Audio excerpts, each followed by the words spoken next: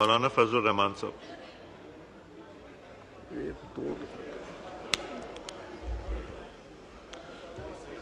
بسم اللہ الرحمن الرحیم نحمدہ ونصلی علی رسولہ الکریم. جناب اسپیکر، یہ تو ماہر قوانین جانے کہ آج جو ترمیم لائی جا رہی ہے اس کی قانونی ضرورت کتنی ہے اور کتنی نہیں، یا ہے بھی اور نہیں. لیکن اس قسم کی جو قانون سازیاں ہیں جناب اسپیکر، اس کا ایک اپنا پس منظر بھی ہے، اس کی ماضی بھی ہے اور طویل ماضی ہے.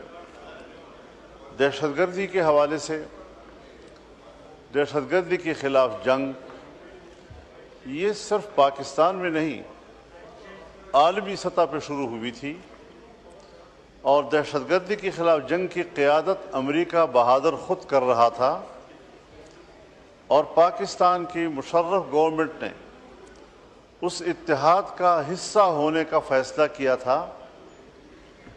اور اس کے بعد دہشت گردی کے ساتھ ساتھ یہاں پر بدعنوانیوں کے خلاف، کرپشن کے خلاف نیب قوانین بنائے گئے.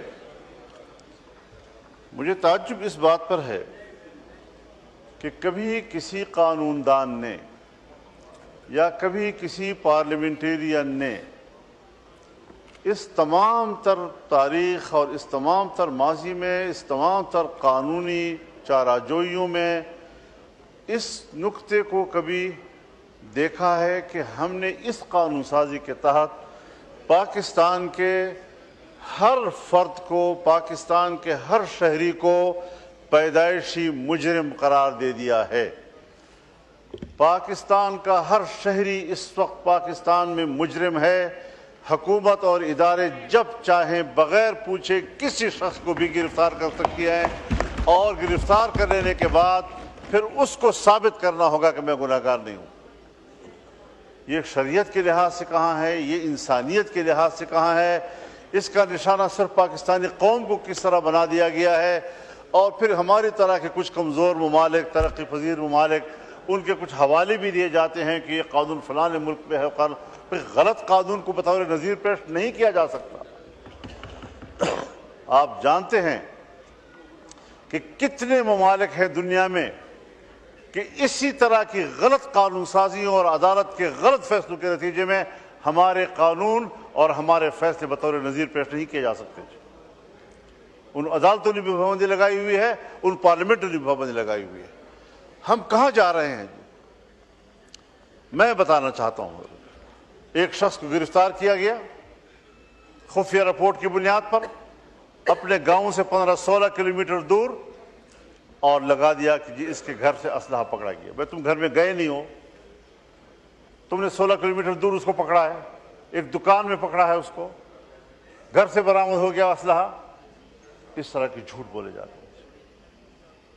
ہم نے وہ مثالیں بھی دیکھی ہیں کہ اے پی ایس حادثے سے 1 سال پہلے ایک نوجوان کو اٹھایا گیا، 1 سال پہلے اداروں کے کسٹڈی میں تھا، اور اس جرم کی پاداش میں ان کو پھانسی دی گئی اور لٹکا دیا گیا. کون سا انصاف ہے ہمارے اس ملک میں؟ کس انصاف کی آپ باتیں کر رہے ہیں؟ دہشت گردی کے خلاف جنگ کب سے شروع ہوئی، کب سے ہم سفر کر رہے ہیں، اور میرے خیال میں یہ گزشتہ 20-25 سالوں میں جو ہم نے دیکھا ہے، یہاں دہشت گردی ختم کب ہوئی ہے؟ کہ آپ کہتے ہیں کہ جی آج ایک نئی لہر آ گئی ہے. اس کے دہشت گردی ختم کب ہوئی ہے؟ اس کا سلسلہ کب ٹوٹا ہے؟ ہم اپنے گاؤں میں نہیں جا سکتے. میرے ملک کا ایک معزز شہری میرا مہمان تھا، میرے گھر سے نکلا، میرے گاؤں سے اسلام آباد کے لیے. گھر کے دروازے پر ان کو اطلاع دی گئی کہ روڈ جو ہے دہشت گردوں کے قبضے میں ہے، آپ نہیں جا سکتے. اور یہ 5 بجے کا ٹائم تھا، عصر کا. 2 دن کی بات ہے. کہاں ہے آپ کا ریٹ؟ کہاں ہے آپ کی حکومت؟ باجوڑ میں کیا صورتحال بنی ہوئی ہے؟ اور پھر ہم پبلک کو آگے کرتے ہیں، قبیلے کو کہتے ہیں آپ بات چیت کریں۔ بابا ان کے پاس اسلحہ ہے، میں غیر مسلح ہوں۔ تمام قبائل کو آپ نے غیر مسلح کر دیا ہے۔ ان کے پاس اپنے تحفظ کے لیے کوئی چیز نہیں ہے، اور آپ مسلح لوگوں کے ساتھ کہتے ہیں کہ آپ مذاکرات کریں۔ فوج کیوں مذاکرات نہیں کرے گی؟ لا انفورسمنٹ ادارے کیوں مذاکرات نہیں کرے گی؟ پھر عوام کو آپ ان کے مقابلے میں لے آتے ہیں، پھر عوام کی بات نہیں مانی۔ کہاں مانتے ہیں وہ؟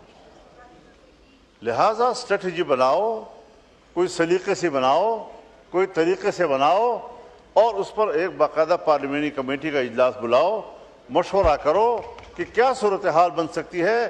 اس قانون سازی سے تو میں اللہ کے 99 ناموں کو گواہ بنا کر پیش کرتا ہوں کہ اس قانون سازی سے ایک ناخن برابر کوئی فائدہ نہیں۔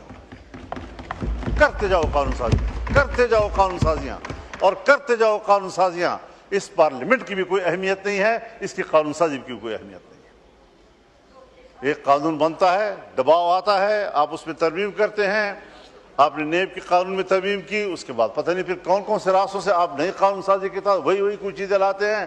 خدا کے لیے اگر ہمارے اوپر آپ نے جبر مسلط کرنا ہے، اور آپ نے جبر کا نمائندہ بننا ہے، آپ نے جمہور کا نمائندہ نہیں بننا، تو پھر آپ ٹھیک ہے، فیصلے صحیح کر رہے ہیں۔ ٹھیک کھولیں۔ قانون سازی یہ کہیں سے کرائی جا رہی ہے، کسی دباؤ کے تحت پارلیمنٹ چل رہا ہے۔ جناب اسپیکر، آپ کے ہوتے ہوئے پارلیمنٹ کو دباؤ میں نہیں ہونا چاہیے۔ پارلیمنٹ کو ثابت کرنا چاہیے کہ وہ سپریم ہے، اس کی سپرمیسی کو ہمیں ثابت کرنی پڑے گی، ورنہ یہ جو صورت، اب کیا یہ پلان، نیشنل ایکشن پلان کبھی کبھی یاد آ جاتا ہے۔ نیشنل ایکشن پلان، آپ اس کے متن کو پڑھیں۔ اوپن اجلاس میں شاید میں بات کروں تو اس کا کوئی زیادہ فائدہ نہیں ہوگا، نقصانات ہوں گے۔ جتنا امتیازی قانون وہ پلان کی صورت میں بنایا گیا ہے، وہ قانون بھی نہیں ہے، وہ ایک ایگریمنٹ ہے، آپس کی بات ہے۔ ہم نے سرکاری طور پر، ایگزیکٹو کے طور پر اس کو اپروو کیا ہے۔ اس ایگزیکٹو آرڈر کے تحت تو میثاق جمہوریت بھی اپروو ہوا، اس پر عمل کیوں نہیں کیا جا رہا؟ نیشنل ایکشن پلان ایک امتیازی قانون ہے۔ میں نے اجلاس کے دوران اس وقت بھی جب یہ پاس کیا جا رہا تھا، اس لمحے بھی میں نے اس کو مسترد کیا تھا، میں آج بھی فلور آف دی ہاؤس پر اس کو مسترد کرتا ہوں۔ لائے ریاست جو طاقت لائے ہمارے خلاف، ہم اس کو بھگتنے کے لیے تیار ہیں، لیکن ناجائز قانون، امتیازی قانون کو تسلیم کرنے کے لیے ہم تیار نہیں ہیں۔ آج پھر آپ ہم پر ایک مارشل لا مسلط کر رہے ہیں، آپ پھر ایک بار ہم پر ایک جبر مسلط کر رہے ہیں۔ آپ کیا کر رہے ہیں؟ راتوں رات مسجدیں گرائی جا رہی ہیں، اسلام آباد میں گرائی جا رہی ہیں، آپ خود دہشت گردی کو دعوت دے رہے ہیں، آپ تو انتہا پسندی کو دعوت دے رہے ہیں۔ کبھی ہمارا ماٹو تھا، لاہور کی ایک مسجد بنی، شب بھر میں بنا دی مسجد تو ایمان کی حرارت والوں نے، اور آج شب بھر میں گرا دی مسجد۔ آگے نہیں کہتا، ذرا مختلف ہو جاتا ہوں۔ جی شکریہ، جی شکریہ مولانا صاحب۔ کھولیں مولانا۔ 50 کی آپ نے لسٹ مہیا کی ہوئی ہے۔ مسجد جب بن جاتی ہے تو پھر وہ مسجد ہے، قیامت تک کے لیے مسجد ہے۔ کسی مائی کا لال اس مسجد کو نہیں گرا سکتا۔ ہم اپنا خون گرائیں گے لیکن مسجد کو نہیں گرنے دیں گے، اور اس کو دوبارہ تعمیر آپ پر لازم ہے۔ آپ نے 24 گھنٹے کا ٹائم لیا تھا، آج 1 بجے وہ ٹائم ختم ہو گیا ہے، ابھی تک آپ نے وہاں اینٹ نہیں رکھی۔ اگر صورتحال خراب ہوتی ہے تو فضل الرحمان ذمہ دار ہوگا۔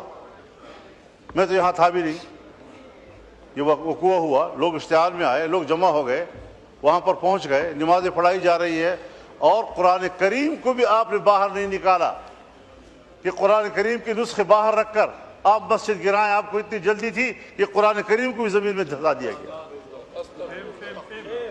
کوئی شرم اور حیا ہے یا نہیں ہے؟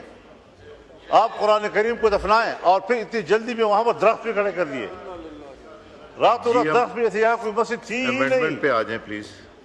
حضرت یہ مسجد ہے، یہ مسجد تھی، نہیں، اب تو یہ amendment مسجد ہوئی، رہے گی، oppose ہوئی۔ اور 50 مساجد کی جو لسٹ آپ نے مہیا کی ہے، میں چیلنج کرتا ہوں آپ کو، آپ کسی ایک مسجد کی ایک اینٹ ہلا کر رکھ دیں، پھر فضل الرحمان نہیں ہوگا۔ مذاق بنا رکھا ہے آپ لوگوں نے، اس طرح کی حرکتیں کی جائیں گی ملک کے اندر، پھر کہیں گے جی ذرا ٹھنڈا کرو معاملے کو، ٹھنڈا کرو معاملے کو، ابھی 14 اگست آ رہا ہے، ابھی وزیر داخلہ ملک میں موجود نہیں ہے، ذرا ان کو آنے دیں۔ بھئی اتنا وقت آپ کو گرانے میں بھی لگا جتنا آپ ایک گھنٹے رکھنے کے لیے مانگ رہے ہیں؟ 3 گھنٹے میں آپ نے مسجد گرا دی، ہموار کر دی، قرآن مجید دفن کرا دیے، درخت لگوا دیے تاکہ نام و نشان مسجد کا نہ رہے، اور اب وہ ایک اینٹ رکھنے کے لیے آپ کہتے ہیں وزیر داخلہ کو آنے دو، 14 اگست گزرنے دو۔ حضرت یہ بات واضح ہے، جب تک پاکستان کی سرزمین پر اور اسلامی جمہوریہ پاکستان کی سرزمین پر مسجد محفوظ نہیں ہے، آپ کا یوم آزادی بیمانی ہے۔ جی امینڈمنٹ پہ آ جائیں مولانا صاحب۔ اس مذہب کے لیے، اس دین کے لیے، اسلام کے لیے، لا الہ الا اللہ کے لیے، شاعر دین کے لیے، اس کے تحفظ کے لیے اس ملک کو بنائے ہوئے ہیں، اور اسی کے لیے ہم یوم آزادی مناتے ہیں۔ اگر اسی دن ہمارے شاعر پر حملے کیے جاتے ہیں، ان کو تباہ کیا جاتا ہے، یوم آزادی کس چیز کا؟ آپ کے اوپر ایک بڑے فکر مند انسان کی میں تصویر طلال رکھی صاحب ہوئی ہے۔ پہلے یہ کر کے تو پھر آپ کو دوں گا۔ یہ کیا سوچے گا، اس کی روح کیا سوچے گی؟ جی ایمان کہاں گیا، اتحاد کہاں گیا، یقین محکم کہاں گیا، جی اور آزادی کا دن بنا رہے ہیں۔ یہ ساری چیزیں ہم تضادات کا شکار ہیں قومی سطح پر، اور ہمیں آج ہی وہاں پر وعدے کے مطابق 48 گھنٹے کے اندر، 48 گھنٹے 1 بجے پورے ہو گئے ہیں، 1 بجے پورے ہو گئے ہیں، اور ابھی تک وہاں پر اینٹ نہیں رکھی گئی۔ تو یہ خلاف ورزیاں یہ آپ کی طرف سے ہو رہی ہیں، اور خواہ آپ اشتعال کا ماحول پیدا کر رہے ہیں۔ آپ اشتعال پیدا کریں اور ہمیں کہیں کہ جی آپ کول ڈاؤن کریں، یہ نہیں ہو سکتا۔ شکریہ شکریہ جی۔